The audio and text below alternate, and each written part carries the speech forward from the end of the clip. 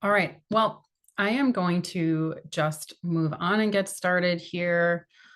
You guys can see my screen, I'm assuming, the GLP training, week 2, nutrition interventions. So let me go here. Today, we are going to talk about the research that's been done over the years on the best weight loss diets.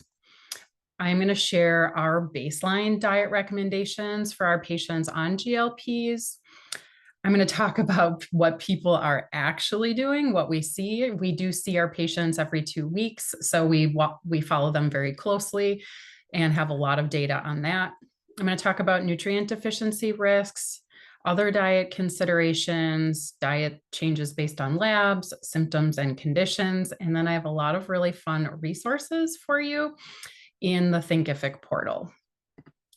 So just to give you a little bit more about myself, I actually started out in business. I went back to school to be a dietitian. I didn't even think you could make a career out of nutrition, but I've loved it since I was really little. The last 8 years, I've worked with Sherry at Wayless MD, really focused on functional weight loss. I've gone through Susan Allen's whole course back in 2019, just finished up. It's very intensive if you know it. And now I'm repeating it as an alumni. I have gone through SIBO Academy, their nutrition roadmap, been a dietitian since 2007. I'm trained as a health coach as well. I managed a team of health coaches. And Sherry and I have co-created this functional weight loss community. And just a little about me, I have 3 teenage kids that keep me very busy. I love creating. So, Sherry owns Wayless MD. I've came in 8 years ago and really, started creating videos and handouts and just a lot of content. So I love creating. I love traveling. I love learning. I love cooking. Everybody says my meals are Erica surprise in my house because I love to just throw everything together and see what sticks. So that's a little bit about me. Let me move on here. Okay. So what the research says. When I originally looked for diet and GLPs in the research, I couldn't find a whole lot. So what I could find though, and it's a PubMed study, and I also have this link in Thinkific and it's down here at the bottom, but they looked at the past 15 years. They call it diabesity, so diabetic and obesity. And what they saw were a few different things here. So some different dietary patterns that they noticed. And I would think with not everybody here is a dietitian. So I will just say that I hope what you learn here is a lot of new things, but some of it might be a little bit, simplistic, but I want to make sure we're all on the same page with this. So let me dive in here. So the dietary pattern, Mediterranean diet. It's the most well-recognized diet as far as obesity goes, as far as diabetes, as far as cardiac. There's so many things that the Mediterranean diet is well recognized for. They've also looked really closely at low carbohydrate diets because, of the glycemic regulation you have and the increase in insulin resistance.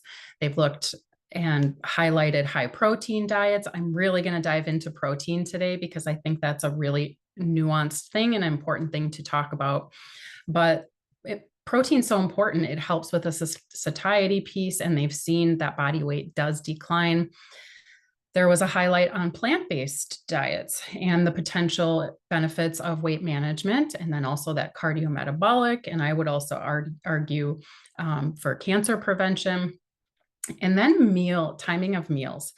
There's so much out there on the intermittent fasting, and people go to extremes and all of that. So I'm going to talk a little bit more about intermittent fasting, but what they saw was metabolic improvements and a decline in body weight.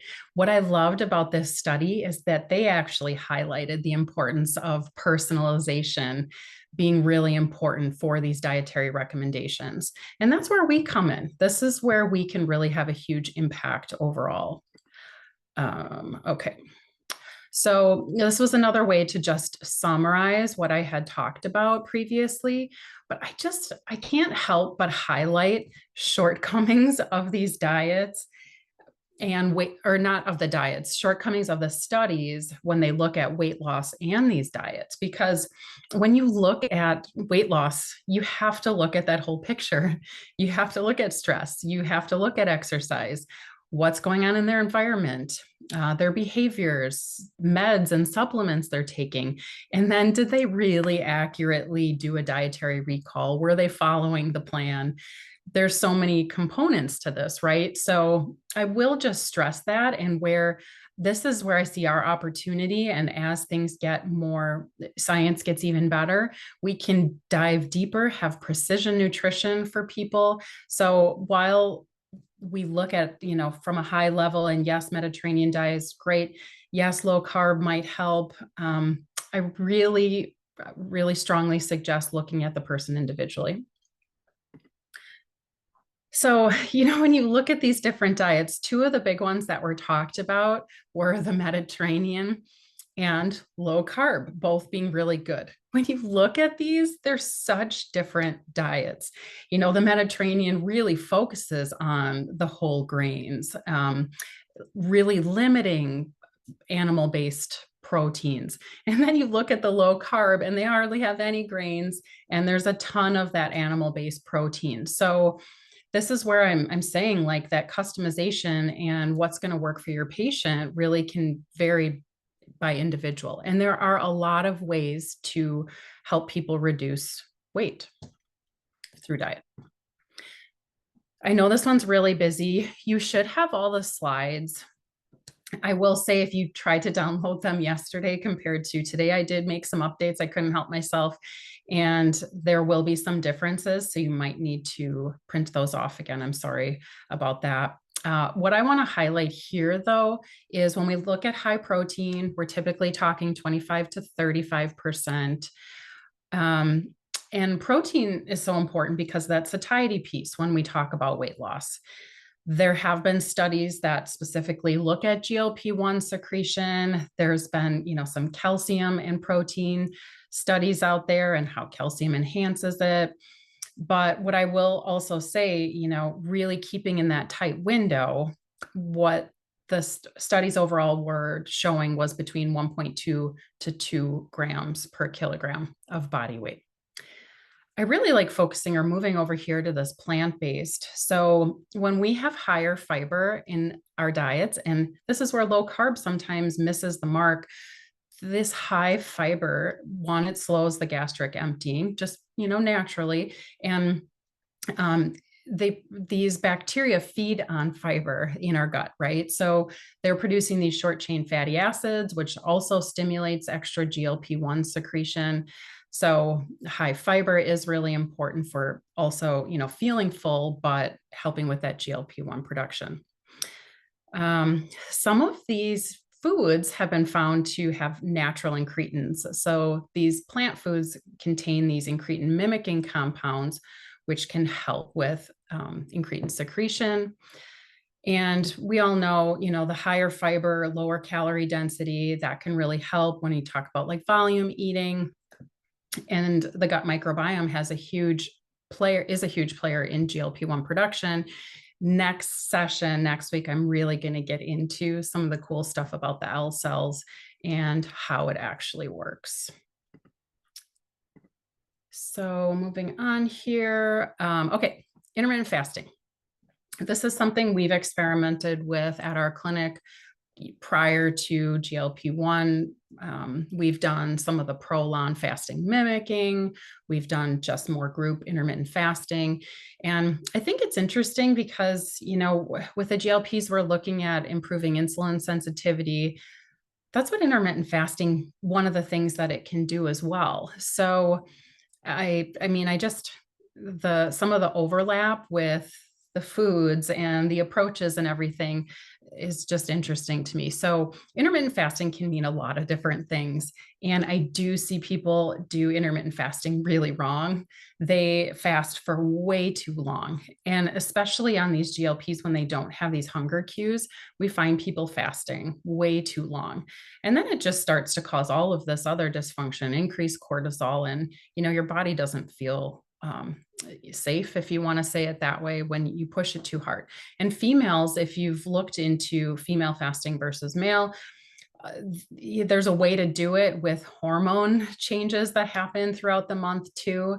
So I think we'll get a little bit more into that next week as well. But I want to talk about this because intermittent fasting also decreases blood glucose levels. It helps with autophagy. So one of the things in that autophagy, what it's doing is clearing out those insulin receptors, making it more sensitive again. It can change leptin levels, and it increases adiponectin. I think this is a really cool marker, and I'm not sure if anybody is currently testing for this. I like to test for it. I feel like it's an early sign of dysfunction and a potential area, especially for those people that say they're hungry all the time. It's a very early marker to show some sort of dysfunction. And adiponectin is a hormone that's produced in the adipose tissue. And you can kind of see here with this graph, when we have autophagy, so it could be from intermittent fasting, it could be from exercise as well. It goes into, you produce extra adiponectin, it goes into the bloodstream, and then it gets pumped out to these different metabolic organs and skeletal muscle. And that's how we get some increase in insulin sensitivity. Essentially, it's telling the body, okay, we're in a fasted state. We need to regulate the energy. So it's shown that low levels of adiponectin are correlated with obesity, type 2 diabetes, and cardiac issues. So I run this through Vibrant Labs. That's a way that as a dietitian, we could get some of this information. And I really like it as a marker. So intermittent fasting also can help with improved ability to use fat for energy. We switch from our constant carb burning when we're eating all the time to ketosis and burning fat instead, and then repair of important cells. So the body is smart. It wants to heal. I feel very strongly about that. And when we allow it or give it the right inputs, it will. So when we're in a fasted state for a long enough time, it will pump out more stem cells, for example, and that can help with repair of different things in the body. So before I dive into what our nutrition plans look like, I want to start with understanding what happens when the GLP hormone is not functioning properly in the body. So the GLP hormones produced in the gut after food hits the intestinal lining, and those L cells get signaled. But it stops working when we start to have gut issues, when those L cells are not functioning properly, and poor diet. And this is where, when I guess, let me step back. So for years, I worked at a client's site. So I was on site at different facilities, business facilities, and most people wanted weight loss. And, a handful of the people we could help with diet and exercise. And then there were just these people that they were doing everything right. They were bringing it all into me, and we could not figure out what was going on. And this really was one of the big catalysts for me to go into functional nutrition. So I'm like, I know there's more than this diet and exercise. I felt really limited with the traditional training I had to be able to help people at a deeper metabolic level. So, when this calorie restriction is no longer working, the carbohydrates are not metabolized in the body effectively. We start to have that insulin resistance, the inability for that energy to get into the cell. And then we have the increased insulin needs. So that hormone, insulin, is signaling the body to store fat. One of the reasons why the 6 small meals for most people, some people do need, the smaller meals and snacking, but in general, I don't recommend that, especially if they have metabolic dysfunction, because we're constantly spiking that insulin level. And then what happens is, and I'm sure you've seen these patients, they're always hungry, no matter like if they just finished a meal, whenever. And it's because food's sitting right outside the cell and it's not able to get in. So that's where we have that dysfunction. All right, so I'm going to move on to our meal plans. Okay, so in all the years, we have tried to really simplify meal plans for our patients. And most of them like it. Some of them, are very specific. Well, how many calories, how many macros, all of that stuff. We try to help people step back and really see this bigger picture.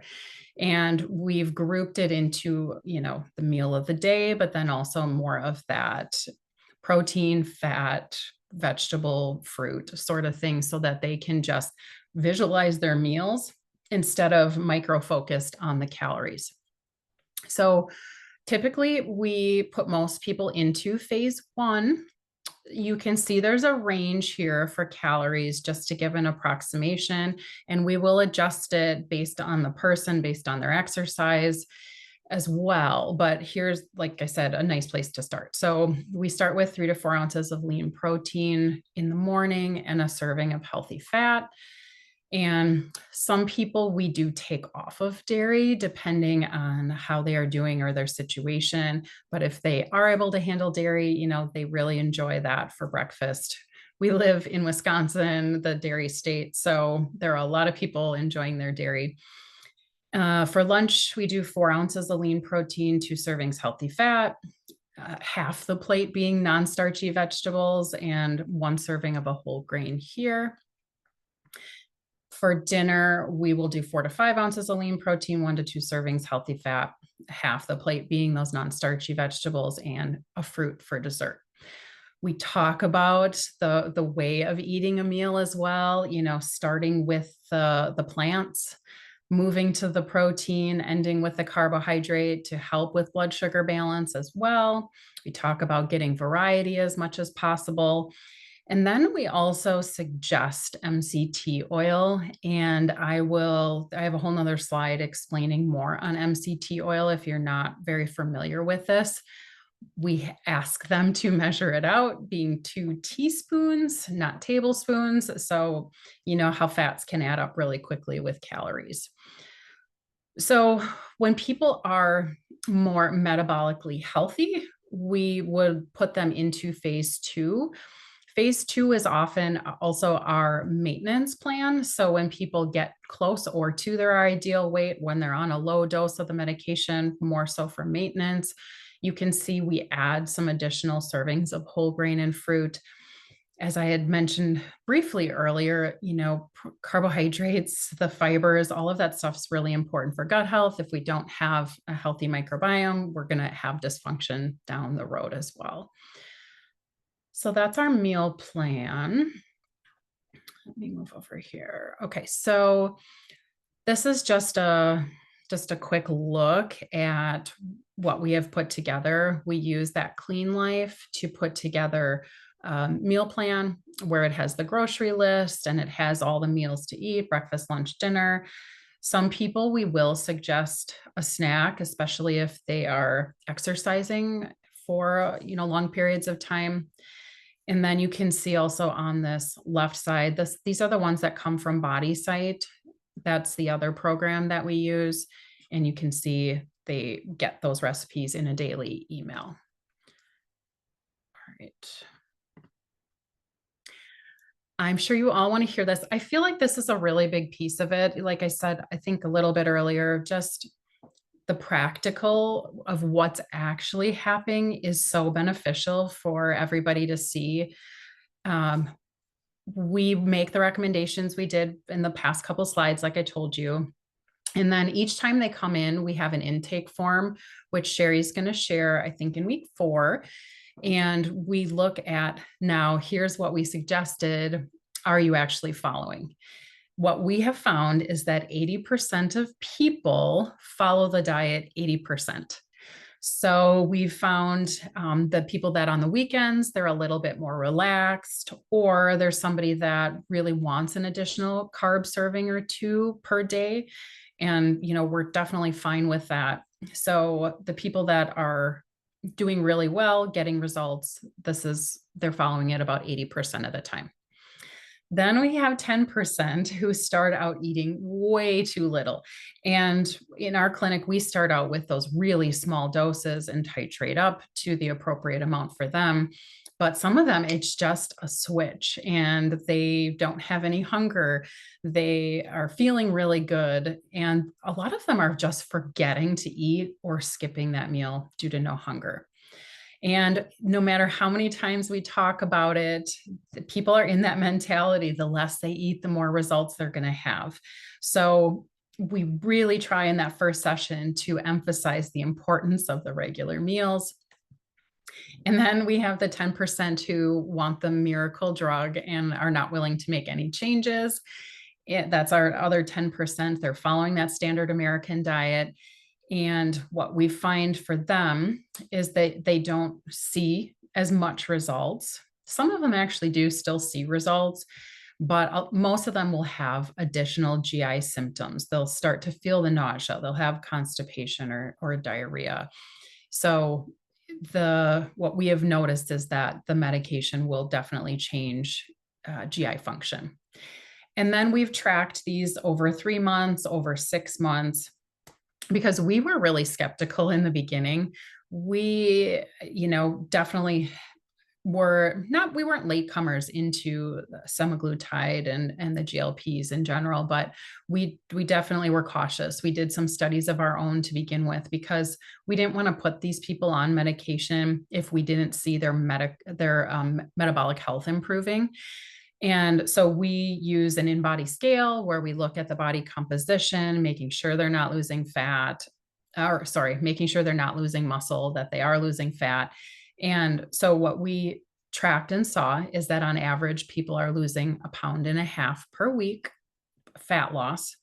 We actually saw the decreases in visceral fat, which we weren't sure if we were going to see. And we've been able to preserve muscle mass for these people by following the diet that I provided to you before. That diet handout is also in Thinkific, so you do have access to that. All right, moving on. I want to talk about MCT oil a little bit. And for whatever reason, this is one that I still remember from school and getting lecture on how MCT is absorbed differently in the body. And you'll be able to see all these different studies here on how MCT can be supportive with weight loss. But I want to show you just this little picture in the top right in case you didn't get this information or in case you might have forgotten. MCT can go right through to the liver to be metabolized for energy. These long chain fatty acids need bile and enzymes. They get packaged and then they can go through and be used for energy or whatever else. So we have found using MCT can be really helpful, especially for weight loss, for satiety. And but I will comment here that some of the really early studies that were done had some questions around risk for cardiovascular, since most MCT is derived from coconut oil, which is a saturated fat. I will go back to, okay, what's their total fat intake? Do they have enough of all of the omega-3s, 6s, monounsaturated? You've got to look at that whole profile. So I think if you're having a wide variety, MCT is definitely something that you can add. And then people will get some GI side effects. So just be careful with this. We start really slow. Sometimes we'll start patients on 1 teaspoon and have them move up to 2 teaspoons. Some of these studies, like this first one, the weight loss efficacy, that was 3 to 4 teaspoons. So there's definitely room to go up, but you just have to make sure that, everything is balanced. And people will have GI upset and it can cause diarrhea. We have found using some MCT oil can actually be really helpful for reducing constipation. So that would be another way to consider and use it. everybody's trying to rush in and find what food components, what supplements can we create to mimic this GLP production in the body. So there are several studies out there looking at dietary fats, looking at amino acids, looking at plant-derived compounds. What I love about this is that they're found in all of these different components, all of these different foods. So, being heavy focused on protein, being heavy focused on plants, whatever, I think the biggest thing is back to a wide variety and making sure that gut health is in good place. All right. I think it's important we talk about protein. So when there's a lot, people are going really high protein, they're losing muscle mass and they're thinking, I need to eat more protein. And as we know from our traditional training, too much is not a good thing. Too little is not a good thing. When you look at data, 2 grams per kilogram of adjusted body weight on the high side, 0.8, never go below 0.8 grams per kilogram on the low side. But when you're looking at an obese, severely obese patient, you typically will work off of adjusted body weight, and you can see that here. So to get excess body weight, you take current minus ideal, and then to get the adjusted, we'll look at ideal body weight, and then you add and multiply 0.25 times the excess body weight. And you can see an example down here. And I guess also why I'm bringing this up is you might think that our template for our meal plan is a little bit basic, or do most people fit into this? Well, if you look down here at the bottom, let's take a 250-pound woman and you calculate their adjusted body weight and then put in the 1 to 1.5 grams per kilogram. You'll see the recommendations are 88 to 132 grams of protein. Then when you take a 160-pound woman, same metrics here, but you do the 1.2 to 1.5, you get 87 to 109 grams. So I think the way we've formulated it, we've found just to simplify it, and then again, based on individual, based on exercise, et cetera, we can definitely go to the higher or lower end. So I hope this is helpful just to kind of see. And, I really want to highlight the importance of not having too much protein. And this is something I talk to patients about all the time, because what happens, and you can kind of see over here, I tried to find a graphic that'll show somewhat of the process, but the kidneys have to filter all the protein. So that's another reason we suggest protein at every single meal.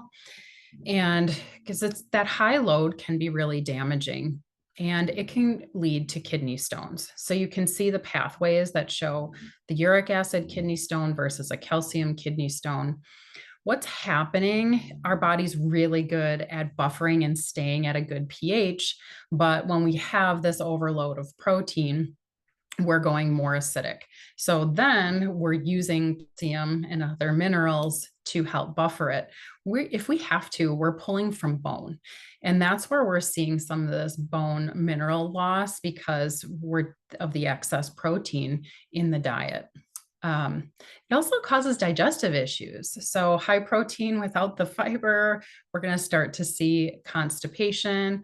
And as you know, that high protein diet oftentimes is high in saturated fats and red meats and causes all other sort of health issues.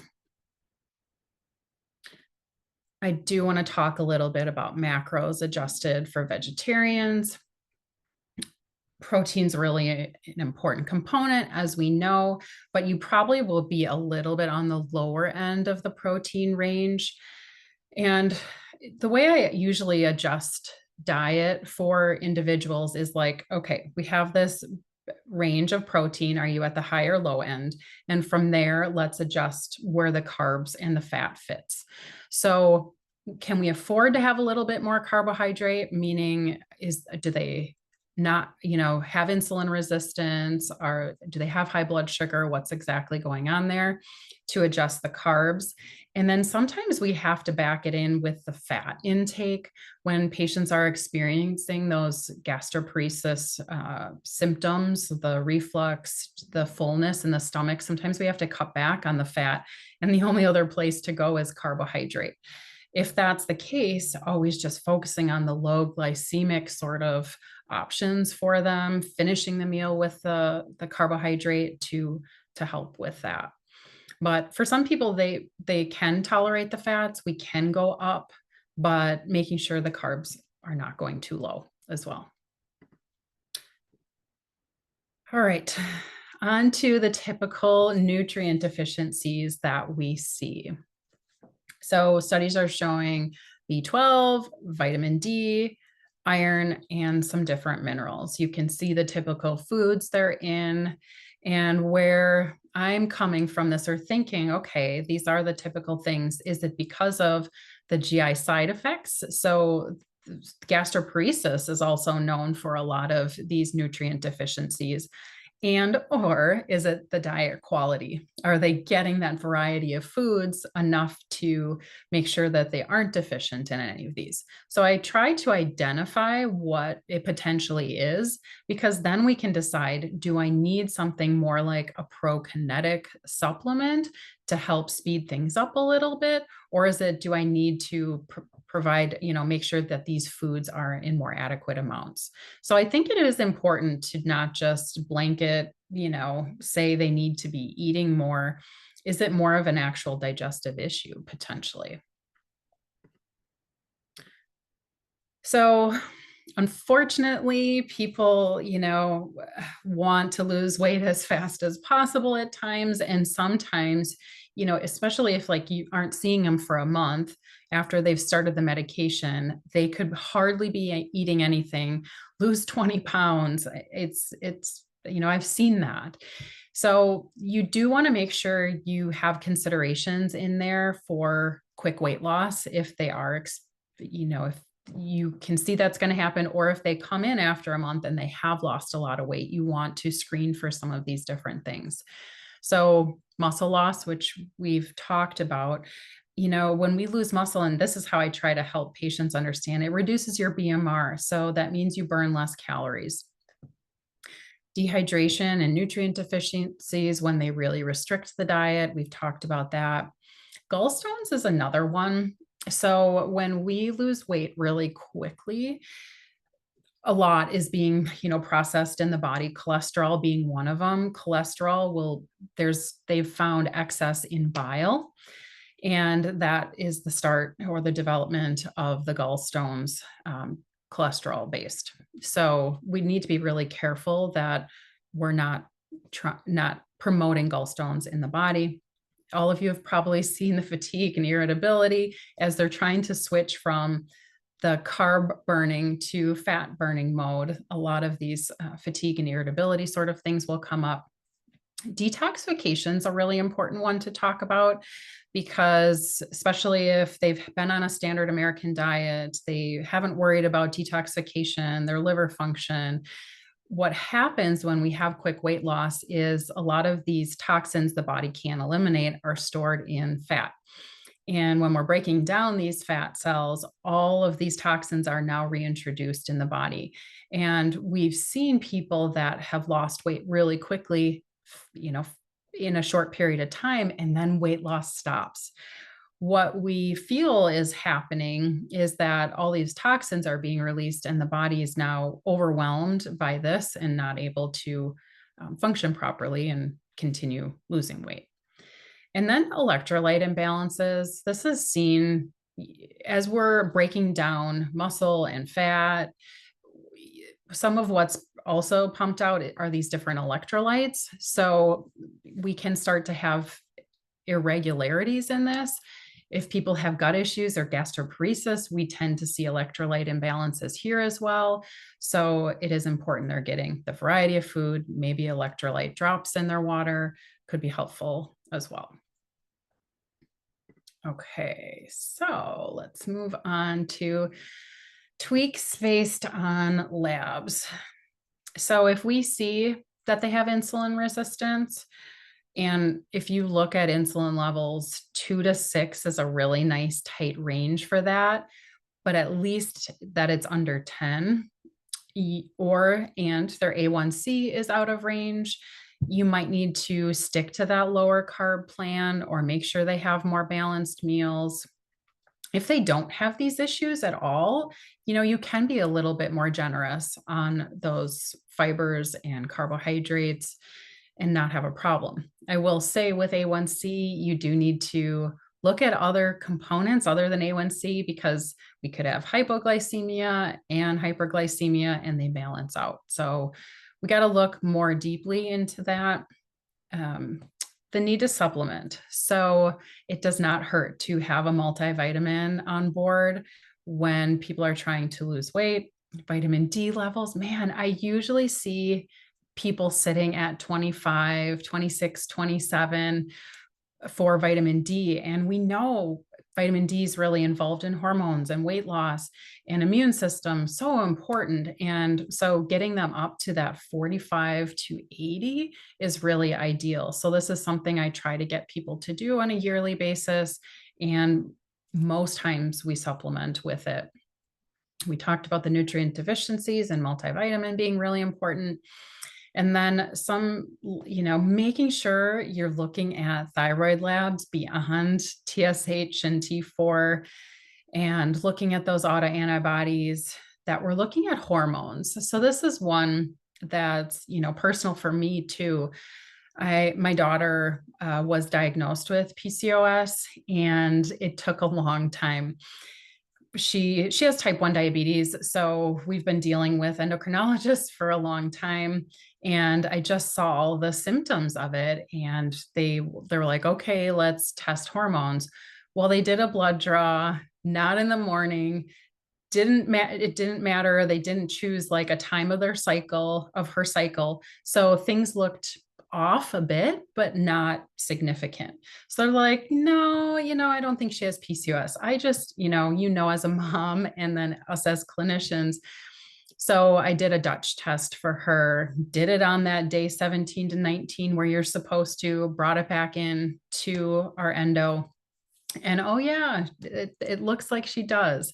So I will say, when people say, yeah, I've had my thyroid tested, I've had my hormones tested, if you have experience in this or want to get extra training, there are so many nuances to these things. And so many people are missed or dismissed in these areas. And hormones, change with our gut bacteria. They change with age. There's endocrine disruptors that can cause the, estrogen dominance. Inflammation can change it. Stress can change these. So hormones really can be a whole nother area to look into. All right. So I am going to spend a lot more time next session on more of these different conditions that potentially can cause issues along the way, but I will give you a little taste of this. So gut issues. When people come to us, we do a whole symptom survey. If they have gut issues before starting on a GLP, we will usually recommend we work on the gut first, whether we do some different supplementation, just meal plans, or we prefer to do some specialty testing. We can help balance the gut first before they jump on these meds, because usually what we find is the medications just exacerbate their symptoms. But, not everybody's willing to do it. So some of the things that we consider or we do: more easily digestible foods. Some people, when they're on or off a diet, they jump on this diet, they really increase their fiber and they feel just horrible. So we do talk about that. Adding bulk to the stool with fibers. Sometimes we will supplement a bit with fiber. Working on motility. I think this is really important and often an underappreciated area of digestion, is especially when people are constantly stressed, they have slower motility. So they probably are going to be the ones that are more prone to the gastroparesis. So having them sit and relax before a meal, having them hum or gargle water or do some deep breathing, that will stimulate the vagus nerve and help that motility piece.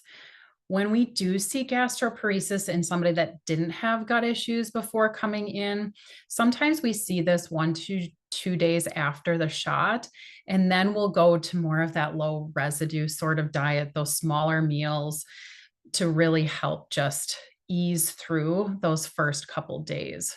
But I would also argue we don't want to see this gastroparesis where it's causing symptoms because it can start to cause other digestive issues. It can cause the deficiencies. So they might need to talk to their doctor about scaling back, going on a lower dose if it's somebody you have been working with for a long time. This is where I look more deeply at thyroid dysfunction, and I want to always rule out first, is it autoimmune or not? If it is autoimmune, we need to look more towards what is causing that reaction. Why are those autoantibodies raised? And my goal is always to bring those autoantibodies all the way down. And the one way we start with, very simply doing, is removing gluten and dairy. AIP diet, food sensitivity. I'm a big fan of the LEAP MRT and have seen huge changes overall to try to bring it away from an autoimmune condition. But then you also have to look at nutrition. So if it's not autoimmune, or maybe even if it is, there are so many nutrient components that go into thyroid function, especially that conversion of T4 to T3. You need iodine, selenium, zinc, iron, vitamin D, vitamin A, and those omegas all to help with that feedback loop and having enough of that active form. So really assessing their diet, making sure they're getting variety, and all of these things are important as well. And I know we've talked about this a bit, and we have a great handout on muscle mass, but I always look first, are they eating enough protein? Are they able to digest that protein? Maybe even just starting them on a digestive enzyme, making sure the acidity in their stomach is in a good place. And then, of course, resistance training is the biggest factor. We need to get the 2 to 3 days of resistance training in there. And then if all of those things are in a good place, then I look to hormones potentially. And I just have these thyroid labs on here. When you look at functional nutrition, we try to have things in a very tight window in this ideal range, where the lab ranges are much broader, but patients are sensitive and can tell the differences if they fall outside of those ideal ranges. Here are 2 different handouts that we have. We talk about gut for, eating a healthy gut plan. So how do you feed the bacteria? Introducing bone broth, that can be something early on, or when, they have some of the issues with gastroparesis. So introducing some of that, removing added ingredients, focusing on anti-inflammatory, just a really nice general handout to help with gut health. And then here is the other one I was talking about, maintaining and building muscle mass while losing weight. So we've even had people gain muscle while losing weight, which is really cool. But you definitely have to be doing that resistance training in order to do that. All right. So some things to think about, and I want for takeaways for today. How can you start implementing some of the things you learned today with your patients? Those first couple weeks, maybe first month, and you'll see when we talk about our case studies, that first month is really crucial, making sure they understand and the importance of the diet, and that they understand the diet, because that quick weight loss in the beginning really can set them up for all of those complications, losing muscle, circulating the toxins, throwing the body into a really stressed state. So what can you do in stress ahead of time? I think a lot of these handouts can be really helpful so that they have the education and something they can take with them. And then what can you do to address the symptoms and the side effects through nutrition? So we can really finesse. I feel like we have this general structure to work with, and then upping or decreasing certain macronutrients can be really helpful. All right. So in summary, yeah, probably no surprise, but patients on GLPs are treated very similarly to any other weight loss patient with some of these little nuances. But if you think about a typical weight loss patient, they have metabolic dysfunction. And one of the things that the GLPs do is help with some of that metabolic dysfunction. The stressing the importance of customization based on the person, their conditions, their symptoms, and helping them over time realize, like, if you're really having a struggle with them shifting behaviors, they are not going to be better off if they don't fix those root issues and behaviors. They will be on these medications forever. And that's one big thing we focus on. And I think patients agree, they don't want to be on medications forever, especially if they're super expensive for them. So what can we do to use the GLPs as a tool, but eventually get them off once they're in a better metabolic state? These are some of the resources: resolving constipation, reducing reflux, building muscle. We do have our recipe booklet out there and our one-page meal plans. So take a look there. And then I'm going to open it up for any questions you have today. As people are filling out the questions or putting stuff, you're welcome to come on here too if you want to interact. Okay, is there anything in your approach that you would change for those not on GLPs, especially in menopause? Yes. So for women in menopause, so we start to see some insulin resistance and we start to see muscle loss. So it's some of the similar things, right?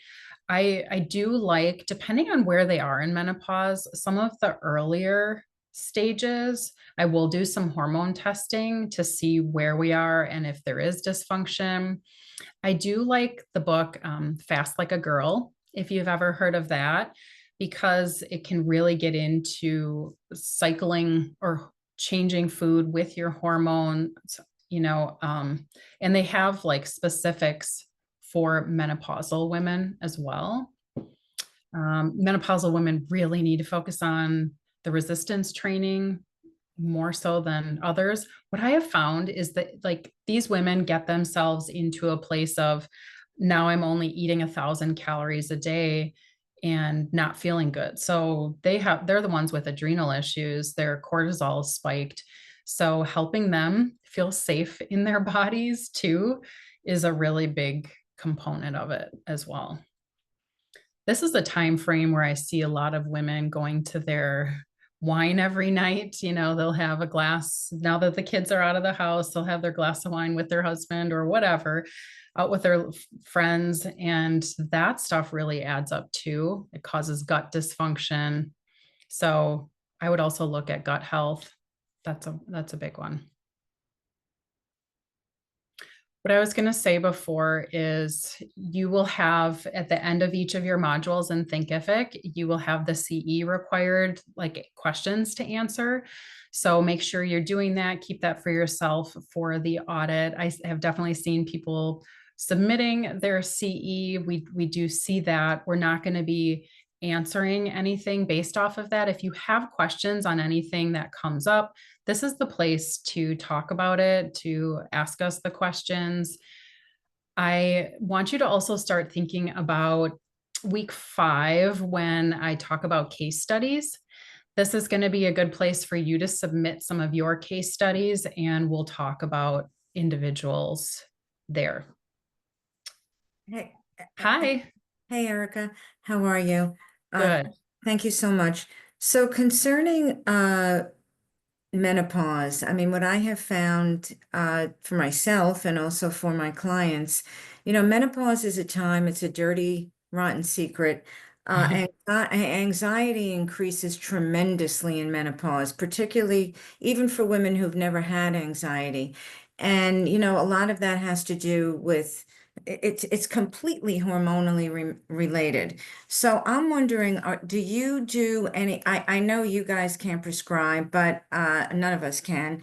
But do you work with anybody to do bioidentical hormones with the perhaps with the GLP-1, injections? Are you doing that in concert? Because that's what I've seen in my practice to have some of the best results. I find that if you're only using a GLP-1 and you're not addressing the underlying hormonal issue, things go sideways almost immediately. Yeah, that is a really good question. And to back it up to, yeah, well, first let me answer your question. So yes, I we will work with in concert with providers and do the hormone replacement therapy. I've seen women have really great results with that. Part of me deep down though just feels like, if our body, why is our body naturally, why are we having so much more issue with menopause now than we used to, right? So I still have that in my mind. And part of it to me comes back to the gut. The gut produces hormones. So before I always look to gut health before trying to look at or address hormones. Do you have questions around that? No, I mean that's what my training is. I mean, I was in the first cohort with IFM, so I mean, gut, Mm, yes, you always have to start with the gut for sure. But I still see a significant amount of anxiety. I mean, I think what has happened in the past, we may think that we haven't seen things, but I think those things were there before. I think women had to be quiet, in previous generations and weren't allowed to complain. I think they were also taking the little blue pill known as Valium, uh, in in in other quantities. I mean, I'm going to tell you that when I remember when I was going through some wicked PMS and or I shouldn't say PMS, more in perimenopause. Do you know what OBGYNs recommend at that time? Instead of looking at your thyroid, instead of looking at your hormones, right away they're going to give you an SSRI. yep. And that is part of the problem. I think that, we're in such a pill-oriented society that, let's just give the pill, instead of looking at, what the root, and it's not a root cause, it's root causes that are going on. So I totally agree with you about gut health. And I do think that yeah, somebody just wrote, yeah, the anxiety related to blood sugar. Of course, there's so many components. But I do think just giving somebody a pill or a shot without looking at everything is an error. But the question I do have is there are women who it could be in perimenopause, it could be post-pregnancy, have a really hard time getting rid of, what I lovingly call the life preserver. It's just that, that visceral fat that just go, and nobody wants to have, it's the muffin top. And that muffin top is very difficult to get rid of. So have you worked with women in that area who don't have this tremendous amount of weight to lose, but they want to lose very specific weight on their bodies? And, if so, like, what have you seen? Are they able to lose that? Yeah, that's a really good question. And I would say that goes back to one component is lifestyle of us now, right? Like we go right back to work where we don't have all the support from our extended family when we have babies, for example. So to try to get that weight off, we're not resting. We're not reducing our stress. We're jacking our stress up during that time frame. So that's where I think like cortisol issues, maybe they went into the pregnancy already with gut issues and hormone imbalances. So it's just making those things worse. I will say I really like the Nutraval test, if you've ever heard of that one. Sure. I like it because it does look at like the precursors for neurotransmitters. It looks at some of the toxic load. It's like a really nice just snapshot, like big picture place to start because you can see potentially where the dysfunction is. There's a lot to do with nutrition related to the anxiety piece too. So are they getting enough? So that we have one of our bonus videos in Thinkific on strategic weight loss. That's what we did prior to semaglutide. Like we had a whole thriving business where we just focused on visceral fat and how to better flush it. So there are definitely lifestyle things we can do, but to really make a change, we've utilized certain nutrients like supplements that will help with targeting and getting rid of that visceral fat. So yes, we have seen really great results, but you're right. For a lot of women, it's just that belly area that is really hard and resistant. And I know Sherry talked about that last week with the freezer versus the refrigerator. Yeah. If for whatever reason it becomes this really resistant fat and it acts on its own in all of these ways. So and then that's where it becomes really hard. And so I think we're just seeing this like we never have before.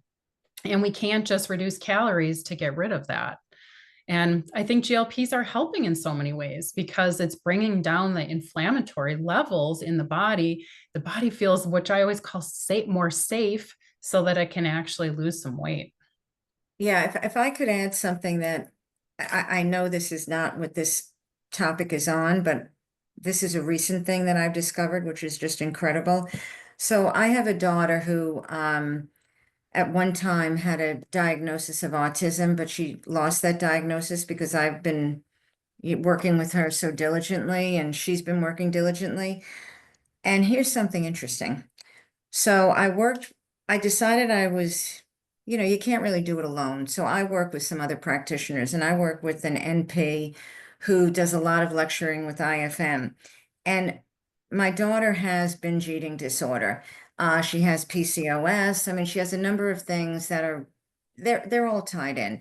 And the binge eating disorder usually comes at certain times in her menstrual cycle, which of course is impossible to predict because she has PCOS. So this person who's an NP decided that to put her on a GLP-1. I was surprised. I wasn't going to her and asking her for that. So I thought, okay, let's try it out. Well, here's what happened. Not only did clearly it regulated my daughter's binge eating, and she also lost weight, which has now helped to regulate her PCOS. But here was something I did not expect. It improved her cognition because it reduced the inflammation on her brain. So to Yes. me, this is game changing in Yes. so many ways. And but of course I'm concerned. She said to me that my daughter it may be advantageous for her to stay on a GLP-1 for life, but of course it has to be at a minute dose. So I just thought I'd throw that out there as something that I consider to be miraculous. Um, so we are at 1 o'clock. I understand if people have to leave, but I will share my personal story too about my daughter who is a type 1 diabetic. Um, Diagnosed more recently with PCOS, went through SIBO and getting rid of that. And she's on a GLP-1 as well. That has been the only thing that has helped quiet the food noise and bring down everything. And I will tell you, she is off of it now and she is doing extremely well. It was that thing. I don't know if it's a switch, like you think about the genetic pieces and the on and off switches, or if we just got her to a better metabolic state. But yeah, it's absolutely phenomenal what potential is with the medications. Well, congratulations. Yeah, thank you. Erica, somebody asked, and I also had this question, what supplements have you seen that support the visceral fat reduction? Yeah, that's a really good question. We have a couple different supplement programs that we do. And so one is geared more towards like thyroid sort of issues, and one is more towards like synergistic components with exercise. So I do have it all in Thinkific. You can look and see, but like Right. forskolin is a really good one. Garcinia camboda is a really good one. Chromium, having a little bit higher levels of that. Berberine's been really helpful. Making sure they have adequate B vitamins. So it's more than just like one specific nutrient. It's making sure that whole picture is taken care of and the inflammation's reduced. So we go on a very clean diet when we focus on the visceral fat. Would you recommend though berberine with the GLP-1? Because I've seen, that maybe that's not necessarily a good idea because things will go a little too low too quickly. Yeah, it definitely can. And my concern when I think about gut health, my concern is long term staying on an antimicrobial probably isn't the best thing either. So if I use it, I pulse it. We tend to have people go on it after they get off of the GLP for a period of time just because they're so nervous at that point. So we try to help them transition and, switch to maybe berberine for a period. Yeah, that's a good question. That was Margaret's question. Yes, thank you, Margaret, for the question. Does anybody have any other questions? Keep thinking about stuff. I would love to have more dialogue in our sessions. Next week is really about all the different things, including mindset, that cause people to stall or not lose weight. So it's more geared towards that. And then diving more deep into dysfunction in the body. And I have a non-nutrition question. I don't know if I just missed it, but how do we get into the portal and Thinkific? I literally had to search my email to find one of your emails to click on because I don't, you guys didn't send out a regular, uh, calendar invite. So I wasn't sure if where this was. I have no idea where it is. Okay, so when you first signed up, you should have gotten a welcome email. When you first paid for the course, you should have gotten a welcome email, and that's how you get admitted into the program. What I'm going to do after this is I will send you specifically a re-invite, and that's how you get into the Okay, actual it, portal. it may be because I signed up for the online class and then, later Christy said, "Oh yeah, and then I said to her, "No, I'm gonna take the live class." So it may be that I'm missing that piece or I missed it. It's probably operator error on my part. No worries. And if anybody else has that problem, I'm glad you brought up the question. I want you to be able to get access because in the initial module is where all the links for each of the weeks is for these sessions. So yeah, you definitely want to get in there. All of the handouts are there. That's where the CE stuff is. So if you have any problem, you can always email us afterwards Okay, too. great, great. Thank you so much. Yeah. Anybody else? Otherwise, I know it's already after one here. Okay, I have one more. Oh, yep. You're welcome. I love creating handouts and stuff. So this is fun for me to do, and I'm glad we can share it. We think about 1 in 6, or I've seen now 1 in 5 Americans have been on or are on these GLPs.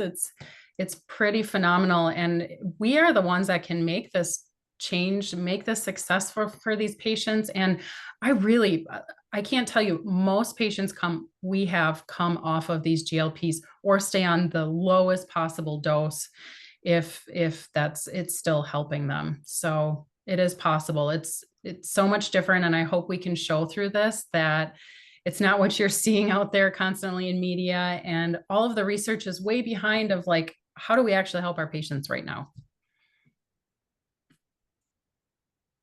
All right. Well, I hope you all have a good rest of your day, and I will be back next week with you.